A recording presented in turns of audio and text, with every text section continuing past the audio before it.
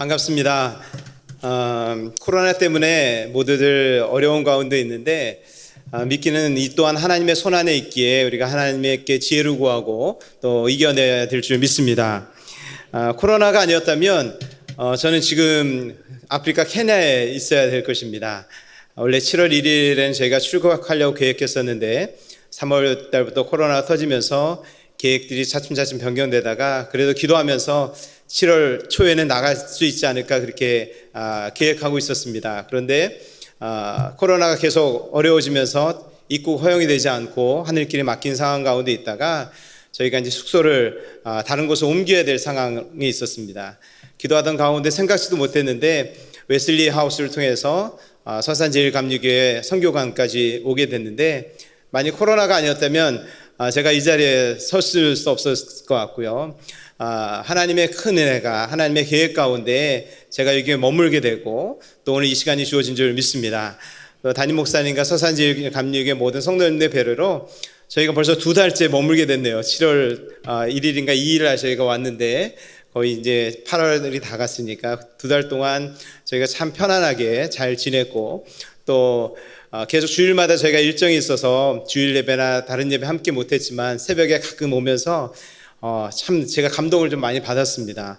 참 뜨겁다. 처음에 들어왔는데 새벽 기도가 얼마나 뜨거운지 또 오늘 저녁 예배에 이렇게 참석했는데 비대면은 많은 분들이 현장에 계시지 않지만 찬양하는데 제 마음이 계속 뭉클뭉클한 거예요. 그러면서 야, 하나님의 성령의 임재가 있는 교회는 뭔가 다르구나. 특별히 서산제일감리교회가 역사를 보니까 1904년도에 서산시의 모교회로 세워진 걸로 제가 알고 있는데 괜히 모교회가 아니구나. 능력이 있고 영향이 있는 교회구나라는 것을 다시 한번 깨닫게 되었습니다.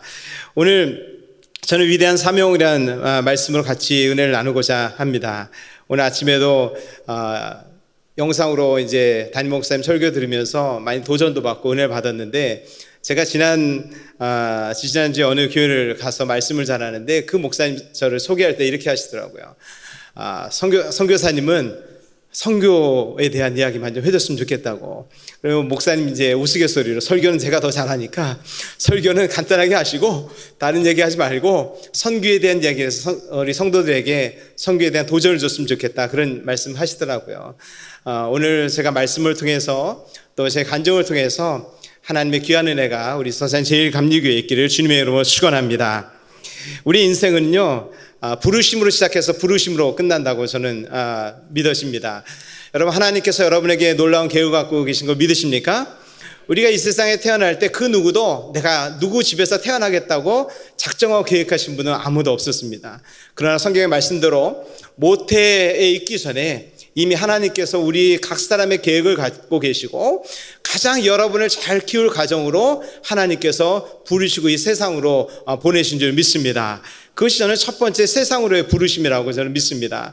이거는 선택의 여지가 없어요. 나이의 많고 적음을 떠나서 누군가는 전부 다 이 하나님의 세상으로의 부르심을 받고 그래서 우리가 살아가고 있습니다. 두 번째 부르심은요, 우리가 세상의 부르심을 받고 이 세상에 태어났는데 성경 말씀은 이렇게 이야기하고 있죠. 허물과 죄로 우리가 죽었고 모든 사람이 죄를 범하였으면 하나님의 영광에 이르지 못한다고 얘기했습니다. 죄의 삭스 사망이라고 했어요. 우리가 하나님의 부르심을 받고 이 땅에 태어나긴 태어났지만 우리가 죄로 말미암아 영원히 죽을 수밖에 없는 죄인이었다는 거예요. 하나님의 사랑은요 한 사람도 그 죄악 가운데 지옥 가기 원치 않으신다는 것을 여러분 믿으십니까?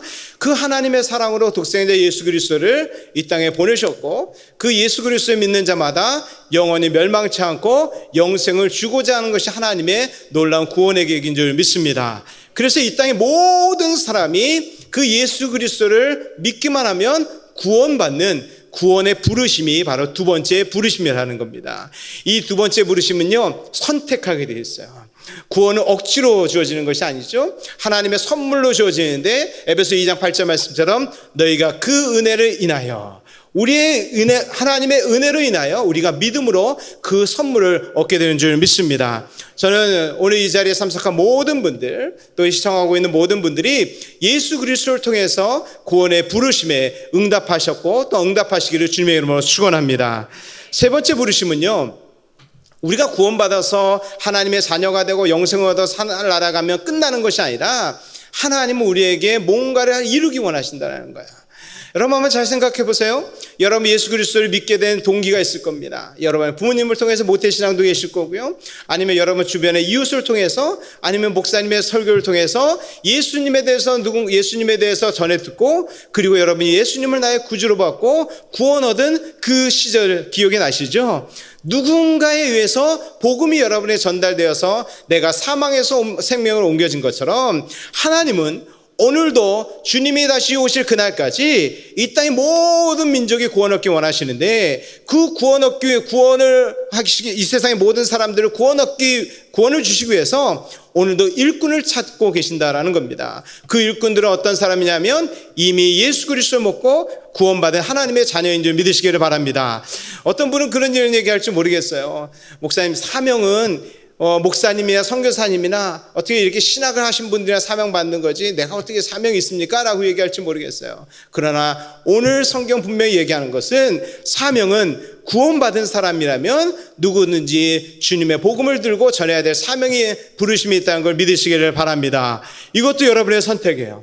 두 번째, 구원의 부르심도 여러분의 선택이고 사명의 부르심도 여러분의 선택입니다. 마지막 부르심 뭐냐면, 우리가 이 사명을 잘 감당하다가 주님께서 이제 우리를 부르시잖아요. 그동안 수고했다라고 이제 부르시면 영원한 하늘나라에 하나님과 우리가 거하게 되잖아요. 그것이 이제 안식의 부르심입니다. 자, 첫 번째, 세상으로 부르심과 안식의 부르심은 우리의 선택이 없습니다. 하나님의 손 안에 있는 거예요. 그래서 이미 우리는 세상 가운데 부르심을 입었고, 그리고 믿음으로 구원을 받았다면 이제 사명으로 부르시는 그 사명의 부르심에 응답하여서 주님 오실 그날까지, 또 하나님이 우리를 부르시는 그날까지 사명을 잘 감당하다가 안식의 부르심을 받는 저와 여러분의 삶이 되시기를 주님의 이름으로 축원합니다.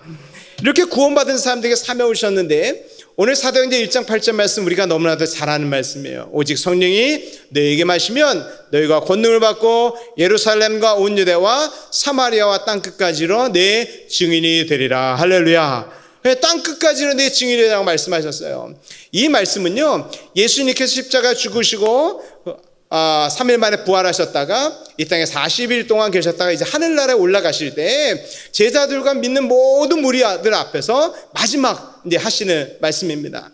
이 말씀과 더불어서 승천하시기 전에 하셨던 말씀이 우리가 잘 알고 있는 마태복음 28장에 있는 말씀입니다. 너희는 가서 모든 족속으로 제자를 삼아 아버지와 아들과 성령의 이름으로 세례를 주고 내가 너에게 분부한 모든 것을 가르쳐 지키게 하라. 할렐루야. 그리고 마가복음 16장 15절의 말씀에 보면 너희는 온 천하에 다니며 만민에게 복음을 전파하라. 그리고 사도행전 1장 8절 이렇게 말씀을 주셨습니다. 이 세 가지 말씀을 우리는 위대한 사명이라고 이렇게 이야기합니다. 이 세 말씀의 공통점을 보면요, 우리 동네만이 아니라는 거예요. 우리나라만이 아니라는 거예요. 모든 족속으로 온 천하를 다니며 땅끝까지라는 거예요. 그리고 해야 될 일이 뭡니까? 복음을 증거하는 겁니다. 그들에게 분부한 모든 것을 가르쳐 지키게 하는 것입니다. 그리고 내 증인, 예수님의 증인이 되라는 말씀이에요. 그래서 세 절을 함축해서 이야기하면 땅끝까지 온 천하에 다니면서 복음을 증거하고 예수님의 증인된 삶을 살아라. 이것이 우리에게 주신 위대한 사명인 것을 믿으시기를 바랍니다. 특별히 저는 사도행전 1장 8절 말씀을 좀 더 자세하게 말씀을 좀 나누고 싶은데, 이 사도행전 1장 8절 말씀 맨 마지막에 보면 땅끝까지로 내 증인이 되라, 그렇게 말씀하셨어요. 여기에서 증인이라는 것은 우리가 잘 알죠. 특별히 법정에서 보면 어떤 사건을 목격한 사람이에요. 이 증인의 그 헬라어는 마루투스라고 얘기하는데, 여기에는 두 가지 뜻이 있습니다. 첫 번째는 목격자라는 뜻이 있습니다. 한번 따라해 볼까요? 목격자예요. 우리가 잘 알고 있는 증인이에요. 어떤 사건이 일어났을 때, 예를 들면 여러분이 교회를 오시다가 저 밑에 길가에서 자동차 사고가 난 걸 여러분 보셨어요. 막 사람들이 많이 다치고 구급차 와서 막 싣고 갔어요. 그리고 여러분이 교회 와서 만나신 분한테 내가 교회 오다가 저기에서 교통사고가 났는데 사람들이 얼마큼 다치고 막 이야기를 했습니다. 자, 여러분이 그 이야기를 할 때 들은 사람 목격자가 될 수 있을까요? 없을까요? 없어요. 누군가 그 사건을 직접 본 사람만이 목격자가 될 수 있다는 거예요. 예수님께서 너희는 땅끝까지로 내 증인이 되리라 라고 말씀하셨을 때 그 증인의 첫 번째는 목격자의 의미가 있습니다. 만약에 예수님께서 이 제자들에게 또한 믿는 사람들에게 목격자로서의 증인이 될 것이다 라고 말씀하셨다면 오늘 본문과 같이 이야기하지 않고 이렇게 이야기하실 수 있을 것 같아요. 야, 너희들 지금 내가 나하고 3년 동안 그리고 이 땅에서 했던 일들, 십자가에 죽고 그리고 부활하고 이제 내가 하늘나라에 올라가는 광경 너희들 다 목격했으니까 내가 하늘나라에 올라가기만 하면 바로 땅끝까지 가서 너희가 듣고 본 바를 사람들에게 전해라, 이렇게 말씀하실 수 있었을 텐데 그렇게 말씀하지 않았다는 거예요. 우리가 잘 아는 것처럼 12제자는요 예수님께서 다 부르셨잖아요. 3년 동안 같이 동고동락합니다. 예수님께서 하셨던 일들 다 봤습니다. 그리고 예수님께서 십자가에 못 박혀 죽으실 것을 말씀하셨지만 그들이 잘 믿지 않았잖아요. 그러나 예수님의 십자가에 못 박힌 현장을 멀찌감치 다 보고 그 현장을 목격했던 사람이었습니다. 그리고 예수님께서 3일 만에 부활하실 것을 미리 다 말씀하셨지만 그 부활하실 주님에 대해서 믿지 못했던 거예요. 만약에 그들이 믿었다면 십자가에 못 박힌 주님이 무덤에 갇히셨을 때 무덤 앞에서 기다렸겠죠. 그리고 하루, 이틀, 3일 야 예수님 살아나실 거야 라고 기대했을 텐데 아무도 기다리지 않고 다 낭망하고 다른 데 가 있었잖아요. 어쨌든 간에 예수님께서 부활하신 다음에 제자들 앞에 나타났고 그 부활하신 주님을 다 만났던 사람입니다. 그리고 이제는 하늘나라에 올라가는 광경까지 목격하고 있는 사람들이었어요. 그렇다면 충분히 증인이 될 수 있을 텐데 예수님께서 오늘 본문 말씀에 얘기하신 것은 너희가 증인이 지금 될 수 증인의 삶을 당장 가라고 말씀하지 않고 오늘 말씀처럼 오직 성령이 너희에게 임하시면 너희가 권능을 받고 예루살렘과 온 유대와 사마리아 땅끝까지로 내 증인이 될 것이다, 그렇게 말씀하셨어요. 자, 왜 예수님께서 이런 말씀하셨을까라는 그 이유에는요 두 번째 그 마르투스 증인의 뜻에 이런 뜻이 있습니다. 그 뜻에는 순교자라는 뜻이 있습니다. 한번 따라서 하겠습니다. 순교자예요. 순교자 우리가 잘 아는 것처럼 자기가 믿는 믿음, 신앙 위에서 목숨을 바치는 사람입니다.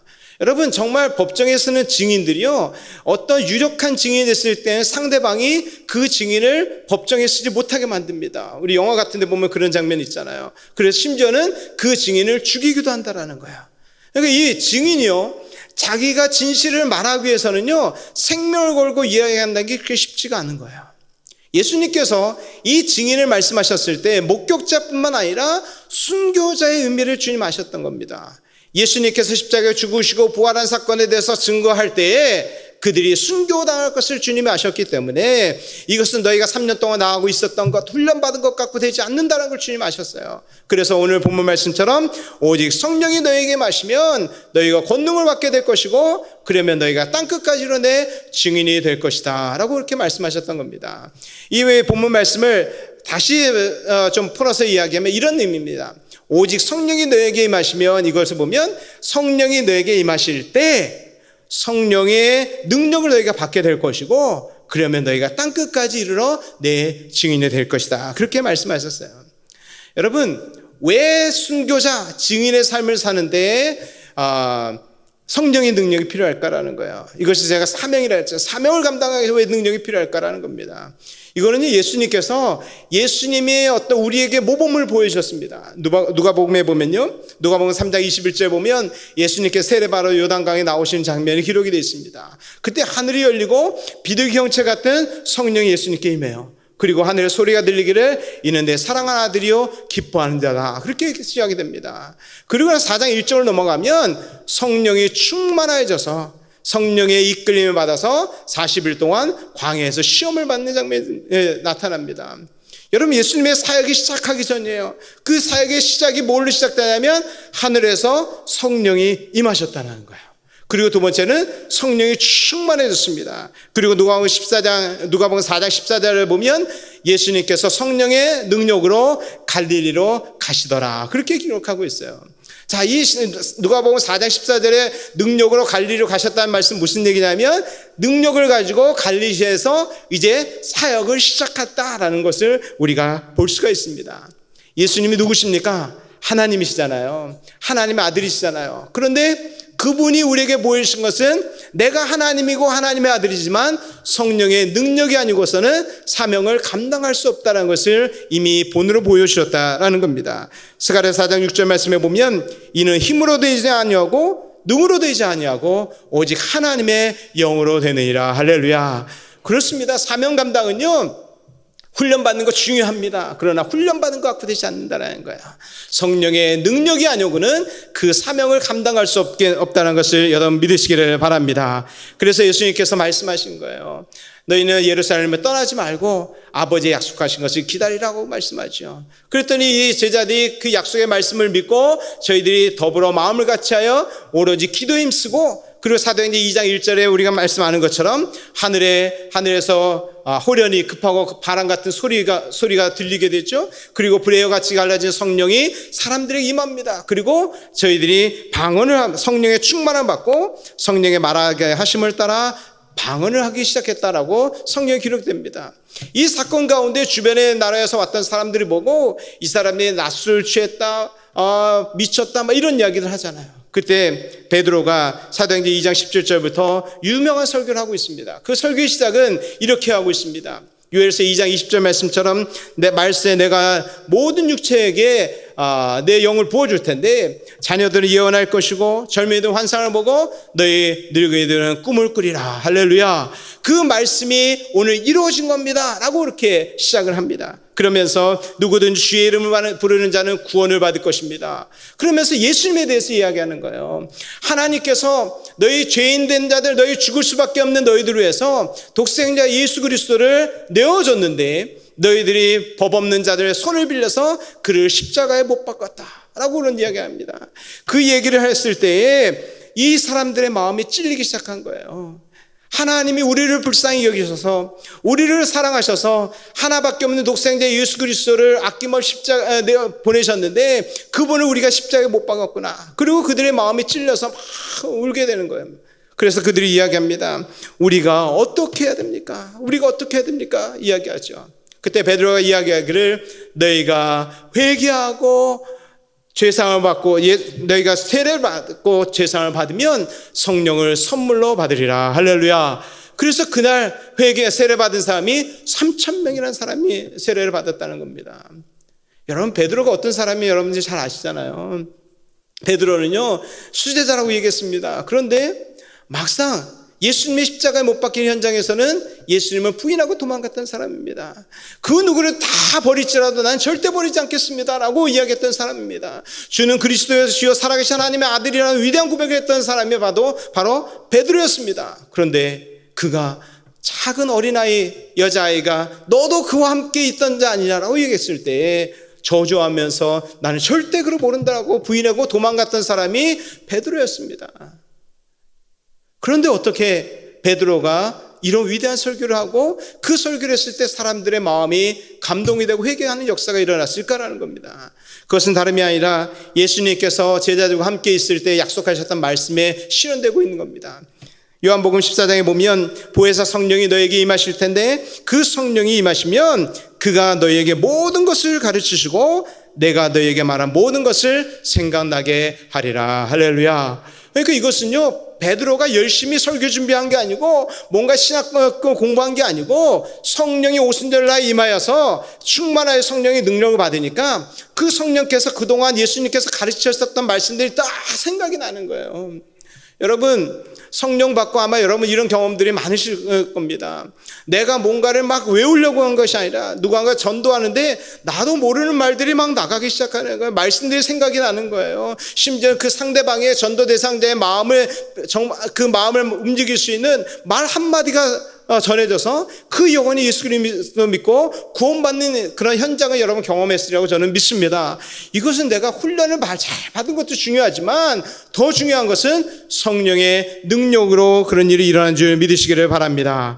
자, 이러고 나서 사도행전 2장부터 계속 이어지는 말씀은 베드로와 사도들 예수 믿는 그 성령 받은 사람들이 예수님의 십자가의 죽으심과 부활에 대해서 증거하기 시작합니다. 근데 4장에 보면 이런 말씀이 있어요. 베드로가 복음을 증거하는데 종교 지도자들이 부릅니다. 그리고 다시는 예수 이름을 말하지도 말고 가르치지도 말라라고 그렇게 이야기합니다. 그랬더니 대답하는 것이 이거였습니다. 하나님 앞에서 너의 말을 듣는 것이 하나님의 말씀 듣는 것보다 옳은가 판단하라. 우리가 보고 들은 것을 말하지 아니할 수 없다. 말하지 아니할 수 없다. 그리고 우리는 이 일의 증인이다. 여러분, 사도행전 말씀을 보면요, 이 말씀이 계속 반복이 됩니다. 우리는 이 일의 증인이요. 우리는 이 일의 증인이요. 어떤 증인입니까? 예수님께서 십자가에 죽으시고 부활하시고 승천하신 것에 우리는 증인입니다. 그렇게 이야기하고 있습니다.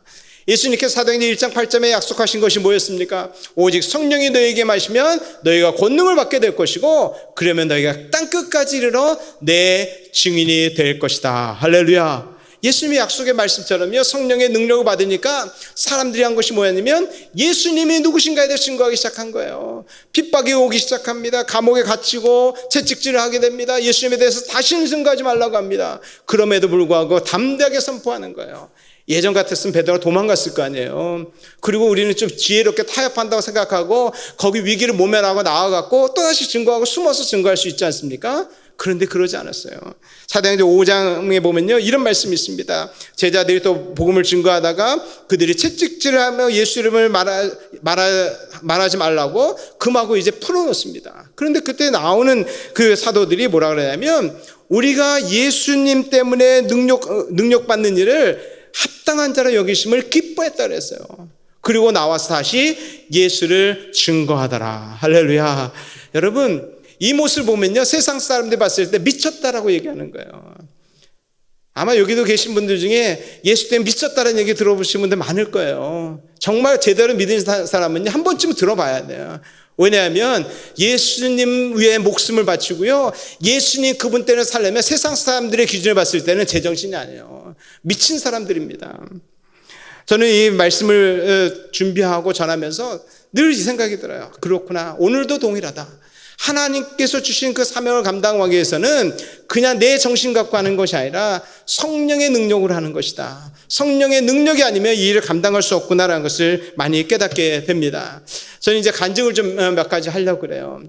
제가 사역을 하면서 하나님께서 저의 사역을 바꾼 계기가 있습니다. 제가 이 서산 쪽은 97년도 정도에 제가 인연이 있어요. 97년 5월에 태안 원북에 화력발전소 있잖아요. 화력발전소 사원 아파트 앞에 교회를 개척해서 내려오게 됐습니다. 97년 5월 달인데 저희 딸이 그때 4살이었어요. 저희 아내하고 저희 딸하고. 그런데 이제 하나님의 은혜 가운데 3년 만에 교회가 자립이 됐어요. 한 명도 없던 성도들에서 교회가 든든하고 선교회는 이렇게 자립이 됐습니다. 그런데 제 마음속에 한 군데 답답한 마음이 있는 거예요. 서산 제일감리교회도 와서 보니까 기도를 아주 뜨겁게 하잖아요. 동성기도 새벽에도 동성기도 얼마나 많이 하던지 새벽에 잘 그렇게 안 하거든요, 보면. 근데 새벽부터 기도 제목 주시고 동성기도 하고 오늘도 동성기도 지금 몇 번 하는데 뜨겁게 기도하세요. 그런데 저희가 이제 교회 성도들이 많이 생기고 양육을 하고 그러는데요, 잘 안 되는 게 통성기도가 안 되는 거예요. 통성기도 합시다 하고 주여 하고 그러면 저만 하고 있고 아무도 안 하는 겁니다. 답답한 거예요.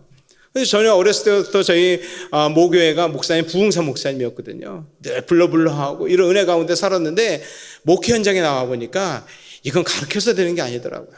근데 이런 고민 가운데 있을 때 하나님께서 저희 교회에 100일의 성경 통독 새벽 기도회라는 걸 이제 하게 됐습니다.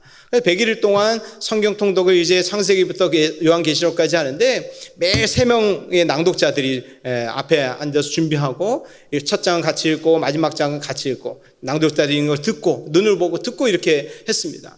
마지막 100일째가 되는 날이었어요. 첫 번째 낭독자가 읽는데 갑자기 읽다가 딱 멈칫하시는 거예요.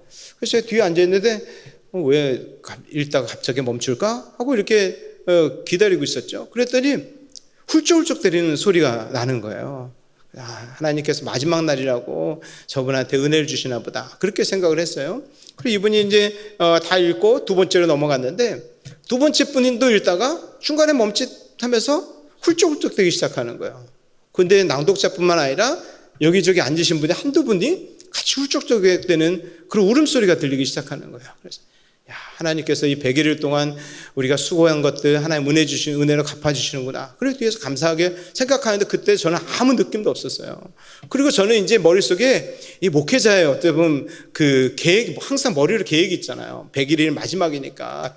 마지막에 다 22장은 다 일어나서 읽고 하나님께 영광의 박수를 드리고 그동안 수고한 것들 우리가 서로 격려하고 이러고 끝나려고 했던 것이 제 계획으로 이제 올라갔었거든요. 근데 두 번째 분이 읽고 여기서 훌쩍대는 소리가 나도 저는 아무 느낌이 없었는데 세 번째 분을 넘어갔어요. 세 번째 분을 넘어갔는데 이분이 읽다가 이분은 더 자주 끊기고 훌쩍대시는 거예요. 그리고 여기저기 막 훌쩍대는 소리가 점점 많아지기 시작하더라고요. 근데 그때 제 마음속에 저 갑자기 막 뭉클해지기 시작하는 거예요. 그리고 마지막에 이제 22장을 읽을 때가 돼요. 21장 다 읽고 마지막 장에 다 일어나서 읽겠습니다 하고 딱 일어나는데요. 갑자기 한 번도 경험하지 못한 다 통곡이 터진 거예요. 갑자기 일어나서 읽읍시다 하는데 막 왜 울음이 나오는지도 모르고 막 울면서 22장을 끝장을 다 읽고 그리고 나서 하나님께 영광 박수 올립시다. 이거는 다 사라지고 제가 불 다 끄고 찬양 틀어놓고 그냥 기도하십시다. 그리고 기도하기 시작했어요. 그런데 막 울면서 막 얼마나 기도를 시키시는지. 그리고 나서 일주일 있다가 부흥회가 저희가 약속이 돼 있던 게 있었어요. 그러니까 일주일 동안 새벽 기도를 하는데 자연스럽게 통성 기도가 되더라고요. 그냥 날마다 새벽마다 얼마나 눈물을 주시는지 그냥 매일 새벽마다 울면서 일주일을 준비했어요. 그리고 나서 부흥회 첫날이 시작이 되는데 첫날 시작하자마자 강사 목사님 단위에 서갖고 성령을 받으라고 외치는데 말씀도 전하기 시작 전이었어요. 근데 그날 막 사람들의 방언이 막 다다다닥 터지고 막 떼굴떼굴 굴르고 막 소리가 질러지고 막 난리가 난 거예요. 그러니까 저는 어렸을 때 다 경험했지만 제가 목회하고 있는 현장에서 그런 걸 처음 본 거예요. 갑자기 이게 뭔 일인가 막. 근데 그 뭔 일인가 아니고 그냥 막 그 분위기 가운데 있었던 거예요. 그래서 3박 4일 동안 하나님이 얼마나 은혜를 주셨는지. 그러고 나서 그런 성령의 충만함의 역사가 말씀 가운데 임하였던 성령의 역사가 또 집회 가운데 성령의 역사들이 교회 안에 계속 충만하게 임하는 거예요. 그러면서 하나님께 저의 사역의 방향을 바꿔나가기 시작했어요. 그 전에는 저나 저희 아내가 재능들이 많아서 3년 동안 열심히 프로그램하고 막 이거에서 전도하고 그래서 교회가 부흥했다고 생각하고 교만했던 것 같아요. 하나님께서 그걸 딱 내려놓게 하시면서 내가 이 교회의 주인이고 성령의 능력이 아니고는 할 수 없다는 걸 가르치시겠다고 하면서 교회 안에 성령의 놀라운 역사들이 일어났어요. 각각 치유 역사들이 일어나고 그렇게 은혜 받은 교회 안에 사람들의 귀신 역사가 많은지요. 귀신을 쫓아내는 것부터 하나님 물리시고 별별 성령의 놀라운 일들이 일어났습니다. 그리고 나서 하나님 그때 저와 저희 아내에게 막연하게 하나님 부르시면 우리가 선교사를 가겠습니다. 그때부터 막연하게 그런 마음이 생기기 시작한 거예요. 그런데 하나님께서 저희 성도들에게도 기도하는데 저희가 그것을 성도들하고 나누지 않았는데도 성도들이 기도를 하는데 어떻게 기도하기 시작하냐면 우리 목사님 세계적으로 쓰실 텐데 하나님 능력 더 달라고 그렇게 기도하신 분이 있고 어떤 분은 목사님 세계 어디까지 가시던가 제가 후원할게요. 그런 분이 있어요. 그분이 지금 여태까지 후원하고 계세요. 그러니까 그런 일들이 우리도 모르게 하나의 예언적인 메시지로 이렇게 이끌어 가시더라고요. 근데 저희는 언제든지 부르시면 간다고 했지 그것을 준비하고 이런 것이 없었어요. 그런데 하나님께서 성령의 능력을 부으시니까요. 오늘 말씀처럼 증인된 삶을 살게 하시는 겁니다. 사역지 옮길 때마다 제가 할 수 있는 건 다른 게 아니고 예수 그리스도에 대해 복음을 증거하고 성령의 능력을 계속 증거하는 삶이죠. 어린이부터 작년에 청년에 가는 곳곳마다 그런 역사가 일어났어요. 그러면서 제가 이제 필리핀에 2009년도 12월 달에 필리핀에 들어가게 됐는데 그 전에 마지막에 있던 사역지에 하나님 놀라운 애들을 특별히 많이 주셨어요. 청년들 예배 가운데 부흥이 일어나면서 어떤 청년은요 예배 가운데 하나님 그렇게 눈물을 많이 주셨는데 이 청년이 와갖고요 오늘 왔는데 예배 시간에 너무 은혜를 많이 받는 거예요. 그래서 알아보니까 그 전에 상처받고 교회를 떠났는데 교회를 다시 오기 시작한 거예요. 성령의 역사가 일어나니까 어떤 일이 있는지 아십니까? 교회 상처받고 떠났던 사람들이 모여들기 시작하더라고요. 하나님의 은혜가 있고 성령이 움직이니까 전도를 하기 전에 사람들이 몰려들기 시작해요. 근데 그 청년이 은혜 받고 그날부터 빠지지 않고 예배를 잘 오는 거예요. 예배를 오는 것만 아니라 선생님으로 주일학교에서 봉사하기 시작한 겁니다. 나중에 알고 보니까 이 청년이 서울에 있는 대학교를 다니는데 주말만 되면 김해까지 내려오는 거예요. 그리고 마침에 또 올라가는 거예요. 귀하잖아요. 그런데 이 청년이 1년 있다가 저한테 목사님 저 학교를 옮겼어요 그러는 거야. 그래서 어디로 옮겼는데 그랬더니 경주에 있는 캠퍼스로 옮겼다는 거예요. 그래서 아니 남들은 서울에 있다가 지방에서 서울로 가는데 너는 왜 서울에 있다가 경주로 오냐 그랬더니 목사님 조금이라도 가까운 데서 더 섬기고 더 은혜를 받고 싶어서 경주로 왔다는 거야. 여러분 미쳤죠? 이거 세상 사람들은 미친 거예요. 그런데 제가 그걸 보면서 충격이었어요. 하나님께 사로잡히고 성령께 사로잡힌 사람들은 세상에 감당할 수가 없구나. 기준이 달라지는구나. 그러면서 그 청년들이요 별별 일이 다 했어요. 어떤 청년은 회장이었는데 간호사라 3교대 근무하는 청년이었거든요. 근데 주일 사역을 하기 위해서 금요일부터 방금을 계속 쓰는 거야. 금요일, 토요일, 그리고 주일 아침부터 와서 다 예배들 봉사 드리고 그 다음 저녁에 또다시 근무를 3일 연속 밤을 새는 거예요. 그런데 하나님의 은혜가 있으니까 계속 그런 걸 지켜주더라고요. 근데 이런 것이요 여기서 끝나지 아니하고 하나님께서 저를 필리핀으로 이제 부르게 됐어요. 김해에 있다가 하나님께서 저를 딱 궁지에 몰리시더니 필리핀으로 가라고 부르셔서 하나님 가겠습니다. 그리고 이제 아무 대책도 없었어요. 파송교회가 있는 것도 아니고 홍원교회도 있는 것도 아닌데 하나님 부르셨으니까 우리 갑니다 하고 갔는데 그곳에서도 한인 청년 예배를 부탁해서 한인 청년을 맡았는데 청년 예배 가운데 또 성령의 역사가 일어나고 그 청년 예배 가운데 외국 학생들이 오면서 그 청년들이 또 은혜 받고 그리고 나서 하나님 현지 교회를 개척하게 들어가니 3년 만에 교회를 개척했어요.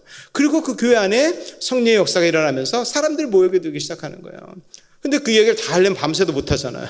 거기서 한두 가지만 얘기하고 이제 왜 성령을 받으면 사람들이 이렇게 달라지는가를 제가 간증을 나누는 거예요. 어떤 사람은요, 저희 교회가 좀 이렇게 필리핀에 가면 바기오라고 마닐라에서 한 5시간 올라가면 산지가 시작되는 곳이다. 해발 1500m 넘는데 교회가 이렇게 언덕 위에 있어요.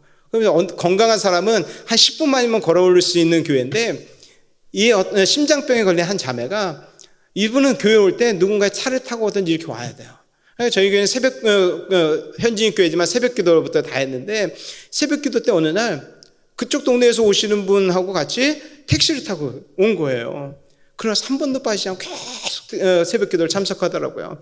그래서 어느 날 신방 갔다가 새벽마다 택시 타는 게 쉽지 않을 텐데 어떻게 이렇게 오냐고 비용도 그렇고 그랬더니 그 자매가 하는 얘기가 택시를 안 타고 온다는 거예요. 어떻게 오냐 그랬더니 1시간 반 전에 3시 반에 일어난대요. 3시 반에 일어나갖고 심장병 환자들이 숨이 차잖아요.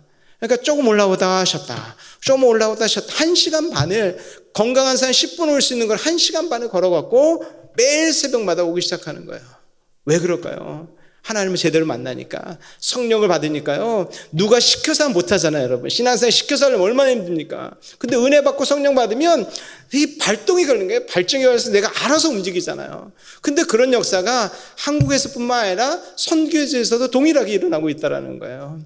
저는 특별히 오늘 서산제일감리교회에서 말씀을 나누면서 이 서산제일감리교회가 뜨겁고 또 목요일로서 역할을 잘 감당하고 있지만 이 사명을 감당하기 위해서는 여러분이 잘 아시는 것처럼 성령의 능력이 아니고서는 안 되는 줄 믿으시길 바랍니다. 여기 비전에도 보니까 만민에게 복음을 전하는 교회도 있고 성령 충만에 대해서 비전을 두셨는데 이것이 우리의 사명이잖아요. 근데 이 사명을 감당하기 위해서는 내 능력으로 될 수 없다라는 겁니다.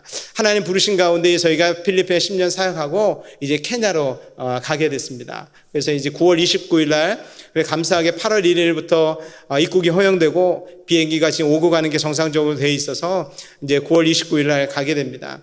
여러분들이 기도할 때마다 저를 위해서 기도해 주시고 또 케냐를 위해서 기도해 주시기를 바랍니다. 성령 받은 사람은요 뭔가 다릅니다. 세상 사람들 바라도 달라요. 한 가지 예만 드리고 그리고 제가 부탁드린 동영상을 좀 보여드리고 그럼 좀 더 기도하는 데 도움이 될까 생각해서 좀 동영상을 보여드리려고 합니다. 우리가 어떤 식당을 가도요 맛있는 걸 먹잖아요. 그러면 여러분 담임 목사님이나 여러분 구역원이나 여러분 주변에 있는 여러분 사랑하는 사람들 생각이 날 거예요. 그래서 우리 목사님도 모시고 가서 한번 대접을 해야겠다. 우리 구역 식구도 한번 대접을 해야겠다 생각을 하고 이제 와갖고 사람들한테 얘기하잖아요. 내가 오늘 식당을 갔는데 얼마나 맛있는지 몰라. 막 그 식당 자랑은 막혀요. 근데 여러분 그 식당에서 여러분 돈 받은 거 아니잖아요. 근데 여러분이 자발적으로 막 광고를 하기 시작합니다. 그러다 어느 날 때가 되면 사람들을 모아갖고 오늘 내가 한떡 쏠게 그 식당 가자 그러고 사람들 또 다 데려가요. 그 식당 가갖고요. 주인보다도 더 잘해요. 이 식당 메뉴 뭐가 있고 이건 뭐가 맛있고 뭐 어떻게 먹어야 되는가 설명을 다 해줘요. 그럼 맛있게 다 먹어요. 그러면 돈은 누가 냅니까? 데려간 여러분들이 아주 기분 좋게 내요. 그것도 돈 아깝다는 생각 안 해요. 기분 좋게 돈 내고 나와요. 여러분 식당에 돈 받은 거 아니잖아요. 기분 좋게 나옵니다. 저는요 성령 받은 사람이 이거와 똑같다고 믿습니다. 증인이 되기 위해서는요 성령의 능력을 받아야 된다고 얘기했는데 그 이전에 목격자가 돼야 되는 거예요. 다시 얘기하면 내가 정말 하나님을 만나야 됩니다. 예수님을 만나야 됩니다. 여러분 목사님 만난, 여러분의 구역장님, 여러분 이웃이 만난, 여러분 부모님 만난 하나님, 이거 벌써 떨어져요. 내가 만나야죠. 그것도 10년 전에 만난 하나님이 아니라 오늘 이 시간에 그 만난 하나님에 대해서 증거할 수 있는 여러분들이 되시기를 바랍니다. 필리핀에서 성령의 역사를 하니까 사람들이 몰려들기 시작하는 거예요. 제가 전도하러 가는 것보다 우리 성도들이 은혜 받은 거 자기들이 나팔수가 되는 겁니다. 은혜 받은 걸 계속 증거하러 다니고 그 사람들이 오고 멀리서 계속 오는 것을 저는 경험했습니다.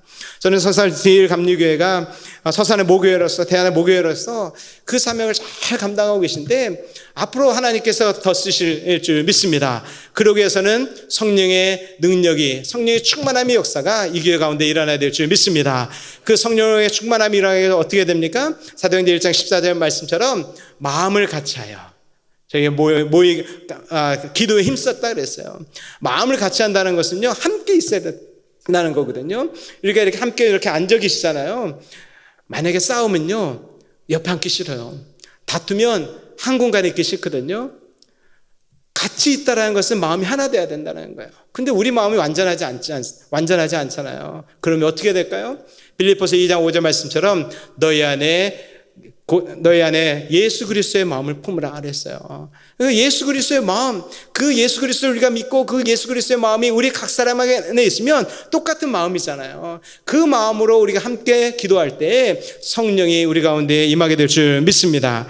사도행전 20장 24절 사도 바울이 이야기합니다. 내가 달려갈 길과 주 예수께 받은 사명 곧 하나님의 은혜의 복음을 증거하는 일을 마치려 하면은 나의 생명조차 조금도 귀한 것으로 여기지 아니한다 그랬습니다. 사랑하는 성도 여러분, 오늘 우리에게 주신 사명 주님 부르실 때까지 잘 감당하는 여러분들이 되시기를 바랍니다. 불은 타올라야 불이라 그랬어요. 교회는요 선교해야지 교회입니다. 교회가 이 선교의 사명, 영혼 구원의 사명을 감당하지 않으면 교회가 아닙니다. 저는 서산제일 감리교회가 선교의 사명, 영혼 구원의 사명을 잘 감당하는 우리 복동의 교회가 되시기를 주님의 이름으로 축원합니다. 제가 짧은 동영상 2개 준비했는데요. 첫 번째는 케냐의 지금 현재 상황입니다. 코로나 때문에 많이 케냐도 어려운 상황인데 5월 29일 날 5월 달에 만들어진 영상입니다. 한번 보시고 케냐에 대한 상황들을 여러분 기억하시고, 그리고 두 번째 동영상은 하나님께서 저희를 필리핀을 부르셔서 그리고 이제 케냐로 가는 간단하게 저희 사역을 요약하는 내용들이 있습니다. 잠깐 보시고 그리고 기도하겠습니다.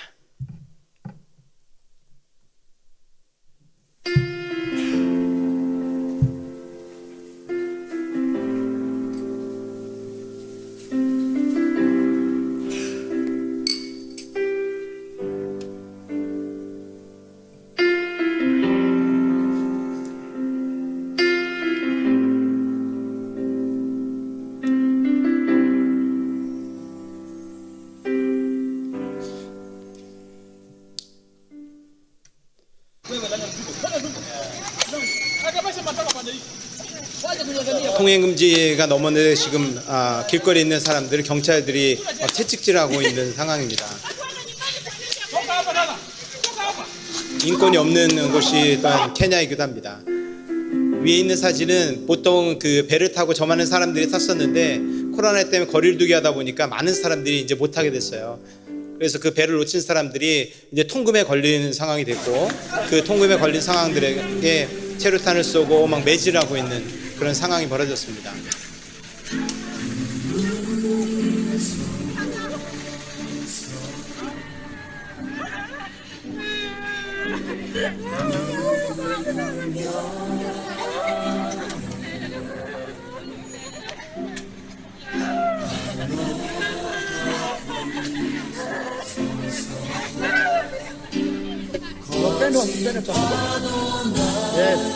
나이로비 수도가 봉쇄돼서 이제 사람들이 비밀 통로로 다녔는데 지금 7월 7일부로 이제 도시 봉쇄가 지금 해제됐습니다.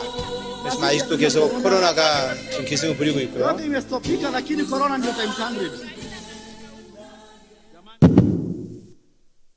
얼마 전에 뉴스를 통해서 보셨겠지만 메뚜기로 인해서 농작물 피해가 아주 극심하게 있었습니다.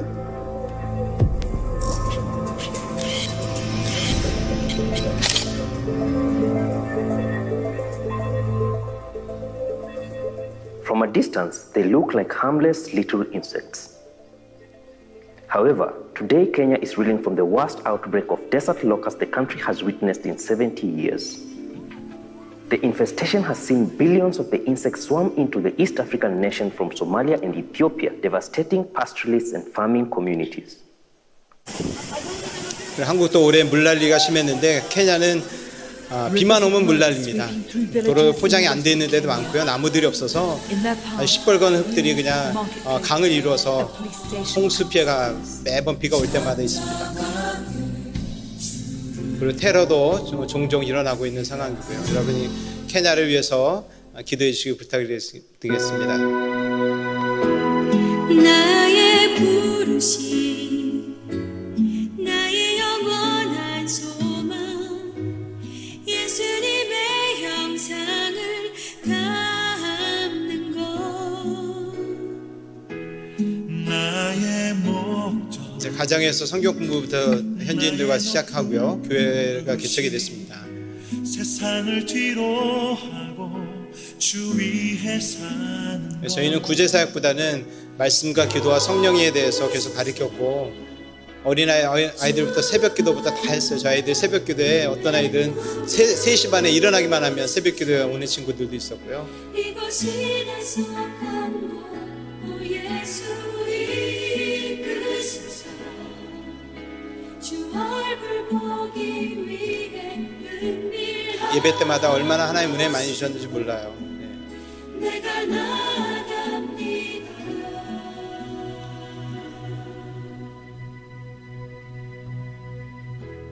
나의 부르심,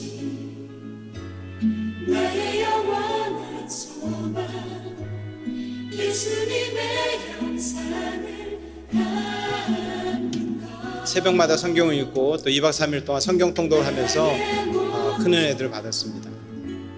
나의 높은 부르심, 세상을 위로하고 주 위에 사는 것, 덮으소서. 주 거룩한 품에 품으소서. 이곳이 내 속한 곳, 공립고등학교에 들어가서 말씀과 또 한국어를 가르치는 사역을 했고요. 주 얼굴 보기 위해 작년에 저희 교단 선교사를 다시 훈련받고 케냐로 하나님 마음 주셔서 저희가 케냐로 가겠다고 신청해서 이제 케냐를 향해서 가게 됩니다. 작년 7월 달에 답사 갔다 온 사진입니다.